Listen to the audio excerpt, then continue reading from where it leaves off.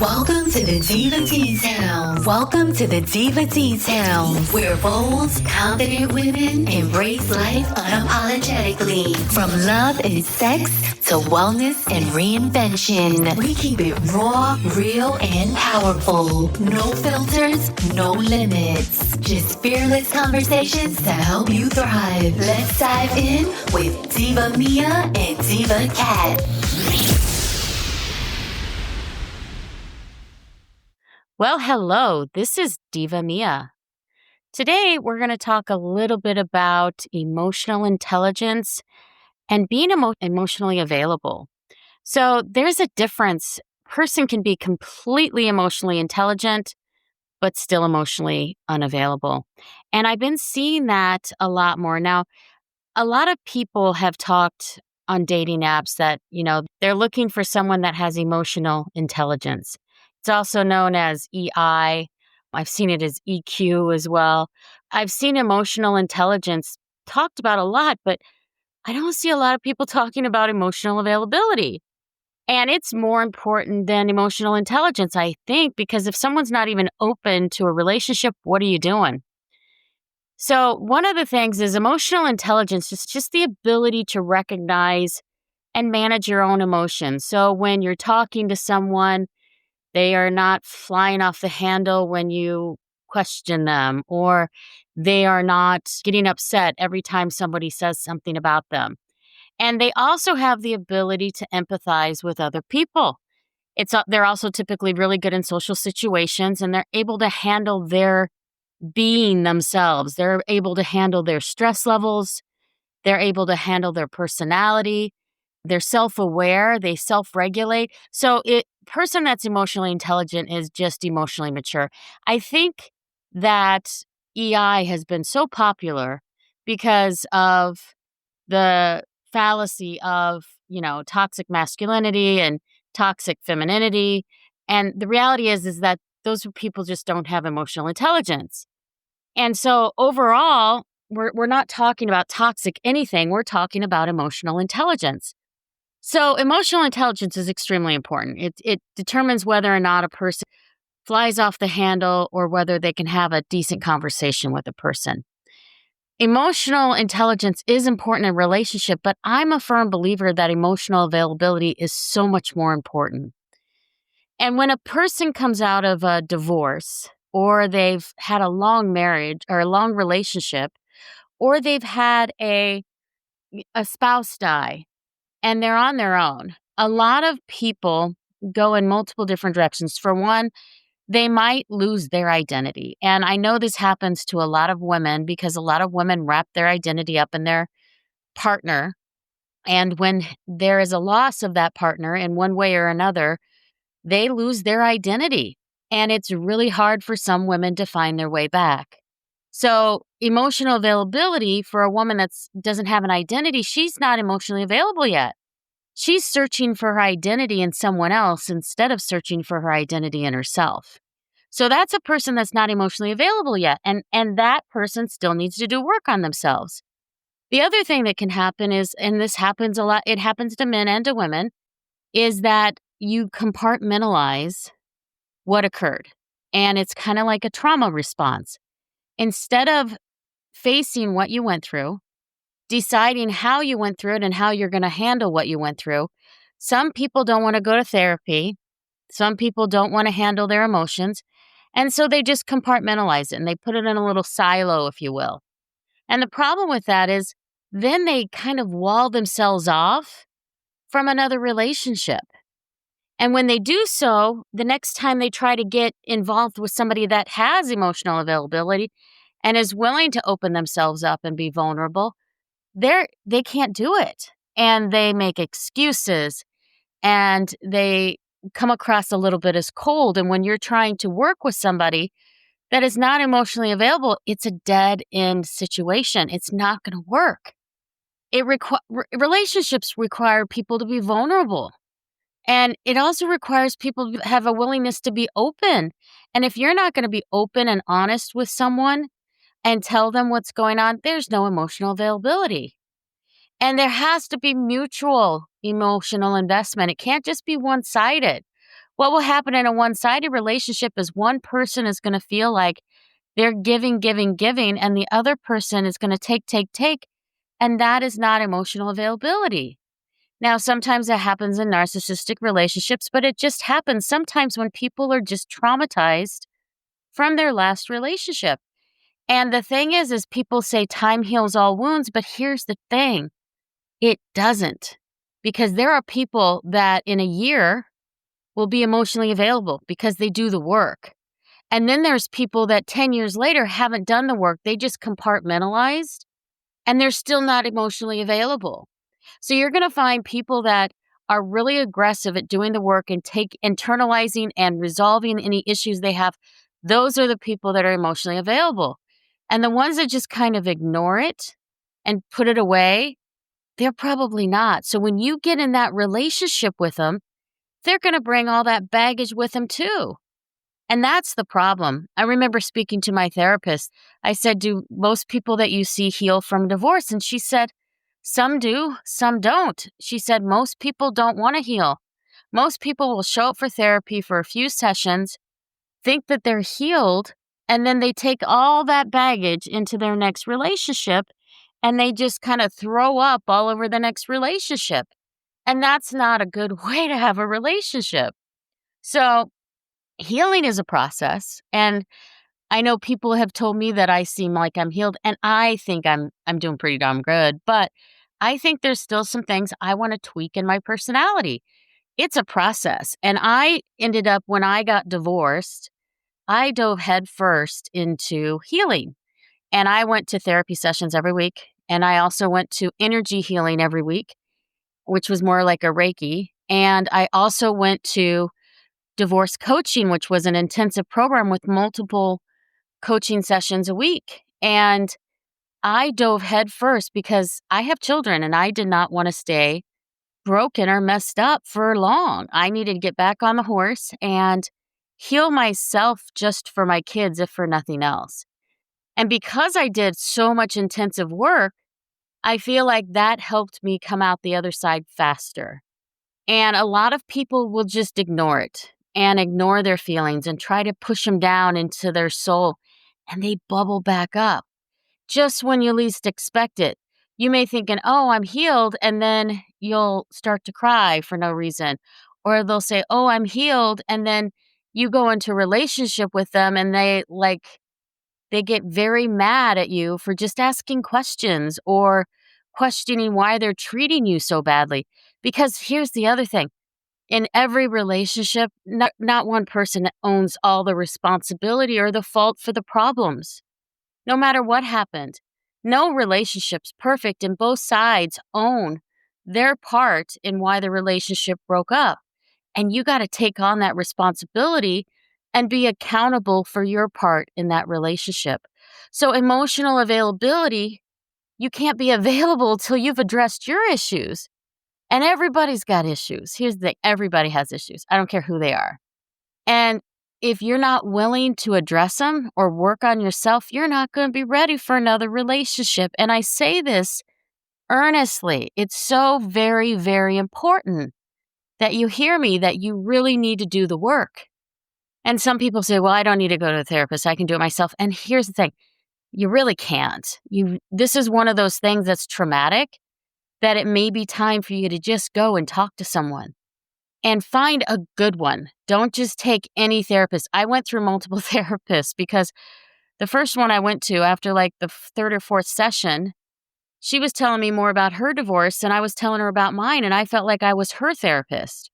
So you need someone that's going to listen to you and then is going to offer suggestions and ask you questions as to why you behaved a certain way or why you responded when someone triggered you. Okay. Or why you didn't leave earlier. I mean, that was the question I got. So there are reasons we don't, and we need to address those reasons. And then you'll find out that through therapy, you won't allow people to treat you as badly as you had before. And you're going to learn to have more self-love. You're going to learn to respect yourself more and make sure that in your next relationship that there's a give and take. It can't just be give, give, give. And it can't be just take, take, take. So when somebody's emotionally available, you're going to find that they're consistent. If you have somebody that you're texting and they're not texting back, they're not consistently communicating. If you text somebody and 3 days later they get back to you, that's not somebody that's emotionally available. And there's people that are not emotionally available for many reasons. So emotional availability, it can be just because they're traumatized from the last relationship. That happens a lot. So if a person's, emotionally traumatized from the last relationship, they're going to have some major, major problems going into their next relationship. Okay. And so they've compartmentalized. Maybe they had a really painful or toxic divorce. And those things leave scars that you have to kind of work through. If you don't take the time to heal, you're not going to have a solid relationship the next time, and you're just going to repeat the exact same problem. Maybe you allow somebody to walk all over you, and now you're attracting the same type of person. Don't bury it, is all I'm saying. Don't compartmentalize it. And then there's people that have a fear of intimacy. Now, I know I did after my divorce. I had a major fear of intimacy. And it took me a while to get over it. It took me months to get over it. So you have to work through that as well. And there's things you can do to get rid of fear of intimacy. Some people just getting a massage will help them get over a fear of intimacy. Some people need snuggle time, and maybe it'll take you longer in your next relationship to be intimate with a person, which is fine.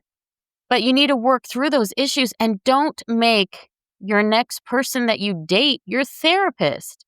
That is not their job. You should not be using dating people as your therapist. There's no wonder that so many people hate the dating apps and hate dating, because people are using each other for therapy, and that's not what we're designed for. You need to go to somebody that actually knows what they're doing. And a lot of times we allow people to treat us badly or poorly just because of the way we were raised. There could be childhood wounds. There can be attachment issues. There's books on attachments and attachment styles. I've seen so many books on attachment styles lately. And it might be nice for you to figure out what type of attachment style you have. And when you do, you'll know how to behave with whomever you're going to be with. Attachment styles can change over time. There's different names for different attachments, but it's basically how you attach to some people. Some people are more withdrawn. Some people are overly in people's faces, and some people are a little chaotic. A lot of it has to do with the way you grew up. Some of it's neglect, some of it's abuse, and that can affect your relationships. So make sure that you are working on all of this. And therapy is good for working backwards and fixing personality issues. Coaching was great for strategizing and planning my future. And then Reiki and my energy healer was really good for settling my nervous system and calming down the pain. And once I got all three of those combined, it was a snap to get through my divorce. So some people also, when you date them, they're liars and they're cheaters. And this is one of the reasons why I don't date people that have cheated on their spouses. But there are people that they enjoy harming other people after they go through a breakup. And it may be that maybe they got cheated on and they want to cause harm to other people.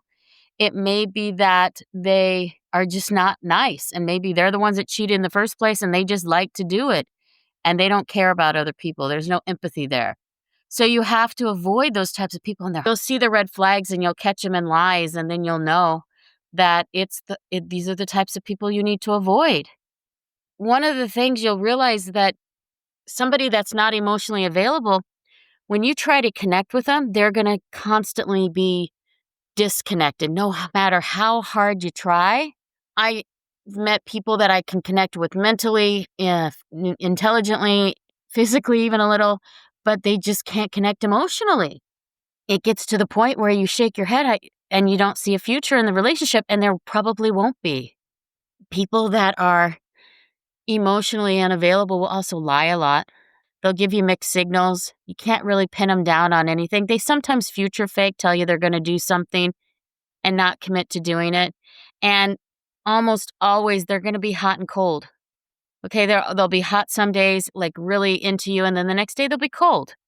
So it's painful when you date someone like this. It's confusing because you'll start to ask yourself, is it me? But at that moment, you're just going to say, hey, I listened to Diva Mia on this podcast, and she let me know that this person's not emotionally available. Now, there's reasons, like I just said, for not being emotionally available. They may also be dating multiple people and not care about your feelings. And if that's true, why are you dating them? And if they're emotionally unavailable, I mean, you can have the conversation if you want to. Say, hey, I'm feeling like you're not emotionally available to me, and that, either you're distracted with something else, you're distracted with someone else, or we're just not a good fit. And walk away. Don't put yourself through it again. Believe me, it's not you, it's them. And you have to realize that you are worthy of receiving love. You are worthy of receiving as much love as you give to someone else. And if they don't choose to heal themselves and they don't choose to heal those childhood wounds, there's really no reason for you to waste your time basically raising a child, because they are not ready for adult relationship. An adult relationship, you should be able to have emotional intelligence and be emotionally available. So some of the things that they should do is they should always consistently communicate. If they're not doing that and you've asked them to consistently communicate, there was one guy I actually told that I enjoyed the fact that he was texting me every morning, and as soon as I did, he stopped doing it. So that's a sign of emotional unavailability. If they're not vulnerable, if they don't want to open up about their past or their feelings. Now, I'm not telling you to, try to drill down in someone's past, but they should be able to tell you, a little bit. They don't have to fully open up, but they have to be a little bit vulnerable. And emotionally available person tells you how they feel. So if they say, I asked you to text me and now you're not texting me anymore and it feels like you're detaching, is there something going on? Or is this just not a good fit? And if it's not a good fit, the sooner you get out, the better. Like I always say, it's better to hire slow and fire fast. So if someone's not working out, get them fired. Get them out of your life as quickly as you can. Then take responsibility. They have their messes, you have yours, but don't deflect. I don't like it when people ghost, but you got to take accountability for this relationship too. And you're going to have to say, wow, did I stay too long in this one? Even if it's only been a month or two. Sometimes you've stayed too long, but each time you're going to get better. And the reality is that so many people blame themselves. When another person isn't emotionally available, maybe I could do more. Maybe I could show up more. Maybe they're uncomfortable. Maybe it's me. It's not you. They're just not available. And you don't need to waste your time with that. Sometimes the emotionally unavailable, they talk vaguely about the future. Maybe someday we can do that. Maybe someday we can do that. But you can't pin them down. And my big belief is that I want someone to love me the way that I love them. And until I find that person and I find reciprocity in my relationship, I'm going to keep looking. And I could look for the rest of my days. And I'd be okay with that.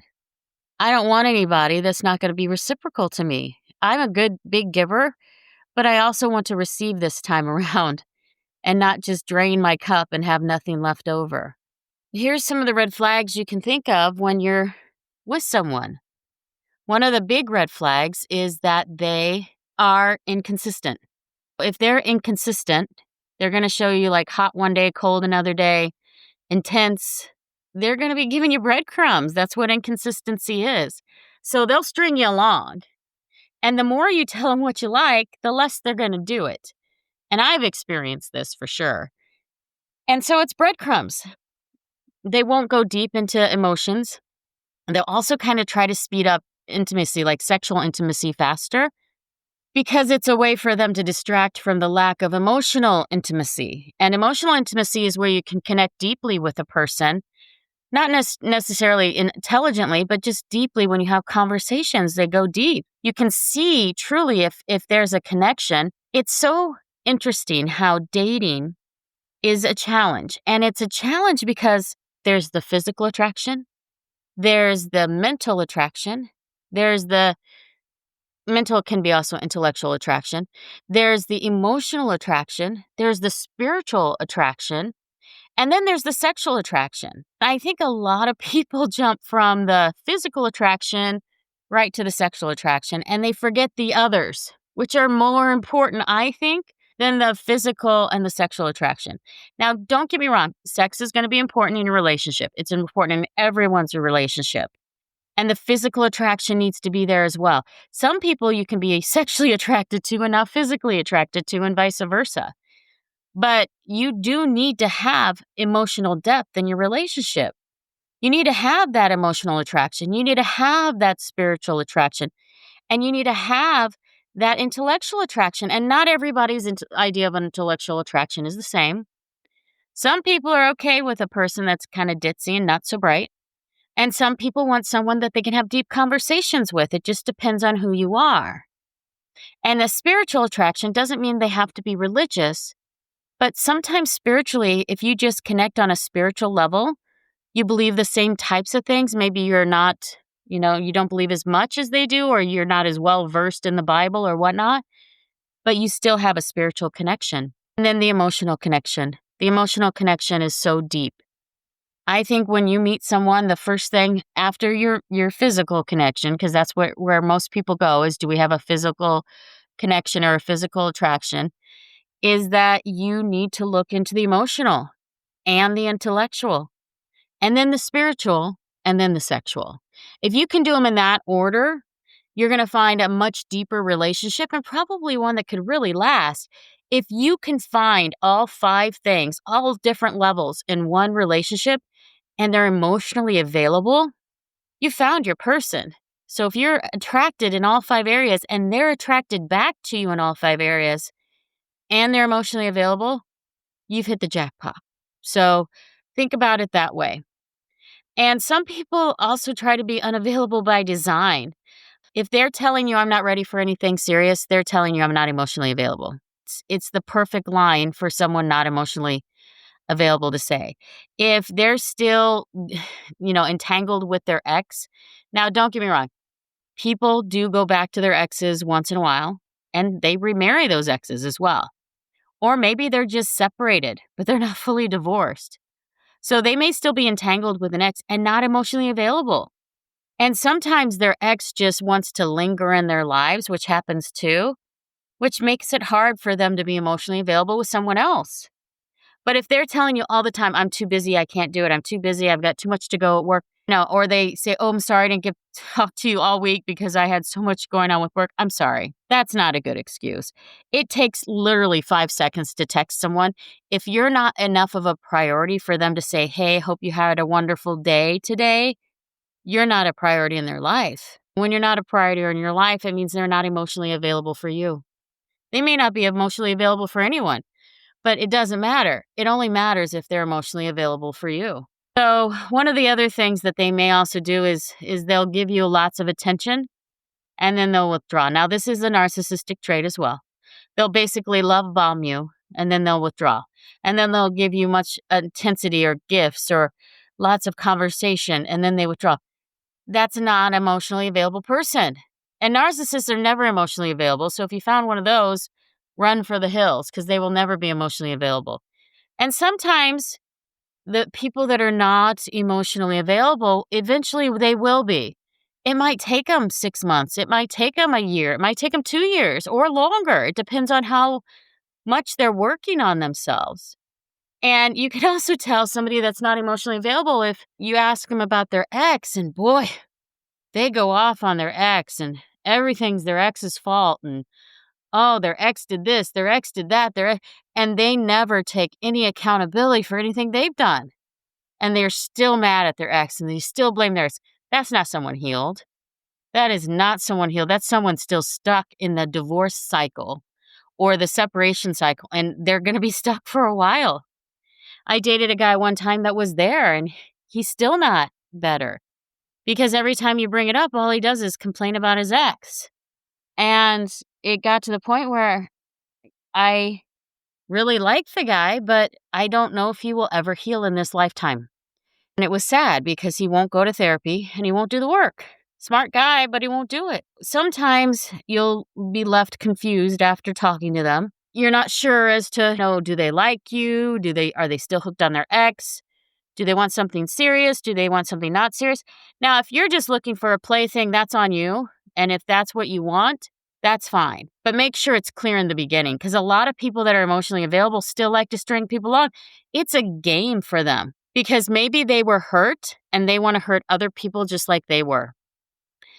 And then you need to know if you're emotionally available. And I'm sorry, I'm going to get in your face a little bit with this one, but are you truly open to love someone? Do you think you need more time? Do you need to meditate more? I mean, meditation is so wonderful, I will say. Even walking in nature is just meditation in and of itself. So maybe go on more walks. I think walking after a separation or a divorce, even a death of a spouse, is so healing. Getting out in nature and just walking in the air and taking 2-hour long walks a day.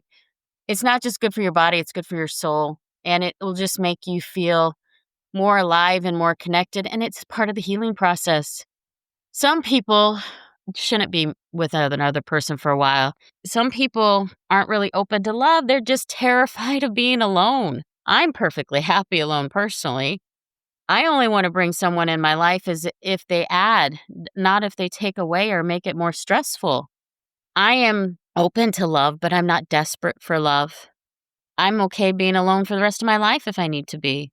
But some people are desperate to find someone because they have an emptiness inside because they haven't filled up their own cup and they don't have their own identity and they don't know who they are. Once you become self-aware and self-assured and you don't need another person, that's the best time to find someone because then you're available. You're fully emotionally available and you're not going to let somebody walk all over you just so you have a partner. So here's the other idea. Do you talk to other people? Do you express your feelings clearly and respectfully? Or does it turn into an argument and a fight? And sometimes the argument and the fight may come from the other side, but sometimes you need to learn on how to say things and are you clear and respectful? And if you tell them how you feel and they yell at you for it, then that's not an emotionally available person either. And the thing is, this is not just applying towards partners. Sometimes it applies to friends, and there's friends that you try to open up and try to have clear conversations with, and they're not emotionally available to even be your friend. So the question is, if they're not emotionally available for a friendship, should they be your friend? And I personally say no. You don't have to save the world. You do have to save yourself and your family and your children, but you don't have to save the world. And sometimes it's better to have a smaller circle than a huge circle of people that just aren't qualified to be your friends. I'm more about quality versus quantity. And then here's the big question. Do you have enough space in your life to let someone in? And I'm not just talking about house space. You guys can always buy a house together if you get married in the future. Now, what I'm talking about is there mentally space? Do you have that headspace where you could allow someone in? Logistically, I mean, are they literally close enough to even have as a partner? And then there's also financial. Are you financially stable enough to bring someone in? Do you really want a real relationship or are you just looking for a plaything? And I'm not judging. If that's what you're looking for, just be honest with the other person. And you'll find your plaything. And you can have that as long as you want. Now, sometimes when people find playthings, those also turn into relationships as well. But it depends on who you are and what you're looking for. See, for me, I'm looking for, I think, a partner, a relationship. I don't do casual dating. I've tried to, and it's not good on me. I just don't feel comfortable doing casual dating. For me, I'm always looking for a relationship. But if somebody wanted a friends with benefit type of situation, then they need to find someone with a other mindset. And there are people out there. There's a lot of people out there, guys, that will do that if that's all you want.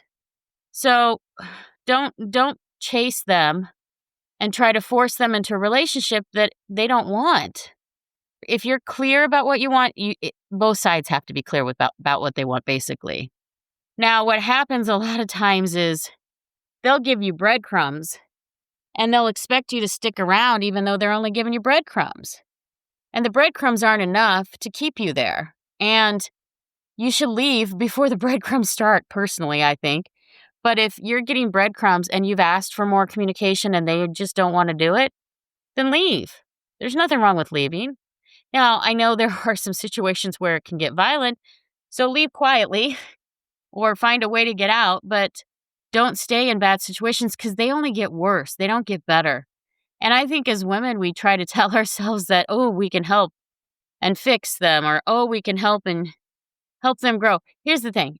At our age, now granted, in your early 20s, ladies, people are still growing into who they are. But if there's a person in their 40s, 50s, or 60s, and they still need work, that's their job, not yours. And it's not your job to fix people. It's not your job to repair them. They need to show up at the relationship ready to have a relationship, or you shouldn't be dating them. And I think that honestly, probably 50 to 75% of the people out there that are dating probably shouldn't be, because they need to do work on themselves.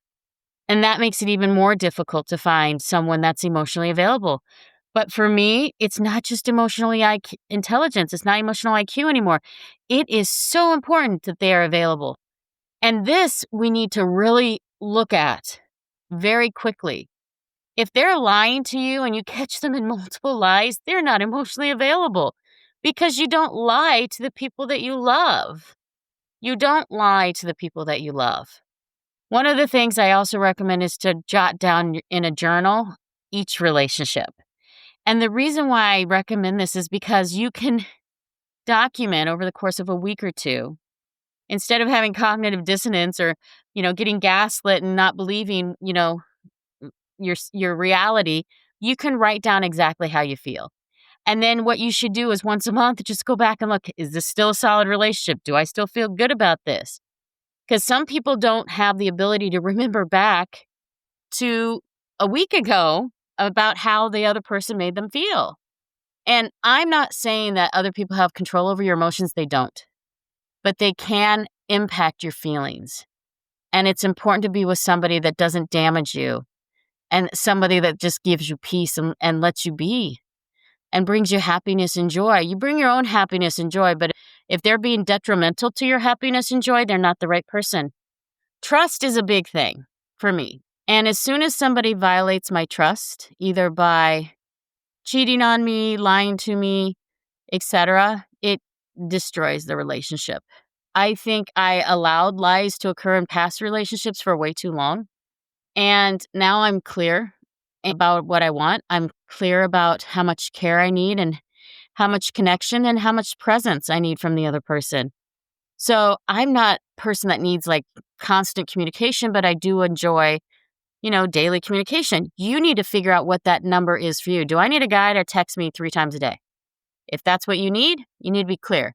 Do you want your guys to only text you once every other day? Be clear. If you're only getting texted once a week, I'm sorry, that's more of a booty call than a relationship. So just realize that you need to allow for them to treat you the way you want, but you got to teach them how to treat you too, because everybody's a little bit different. But if you teach them and they still don't want to do it, then just move on. It's okay to move on. If you want to find the perfect partner, just to kind of wrap things up, don't try to fix them. Find someone that has emotional intelligence. Find someone that has emotional availability, someone that's going to be honest with you and open and is ready for a relationship. Set your boundaries, though. And then if patterns of bad behavior start to occur and you see it and you got it documented in your journal and you keep telling them and they don't want to fix it, then don't stay, because life is too short to be miserable. And you're going to know, honestly, I think within a few months. Within a few months, you're going to see any red flags. Sometimes it's even faster than that. Sometimes it's a month or 2. So if you see red flags and they're not mutually reciprocating your emotions, and the more vulnerable you get, the more closed off they get, they're just not available. And availability could be because they're lying or they're with someone else or who knows what. Or maybe they're just overloaded at work and they're not ready for a relationship. You don't know. But you should never shrink yourself to be loved. Okay? You should never shrink yourself to be loved. And you shouldn't have to convince yourself for someone to care for you. And care and consideration are big. So make sure that you just stay grounded and stay available for yourself. Emotion availability for ourselves means that we listen to our intuition as women. And men, you have intuition as well. Listen to your gut. When something is saying this is not a good fit, don't talk yourself out of it to stay in order to be in a relationship that's not serving you, because it's just going to give you stress, anxiety, and make you miserable. I like to say, is this causing me stress or anxiety? Or are they, ghosting me and then talking to me and then ghosting me? That causes me stress. And I don't want to be in relationships like that.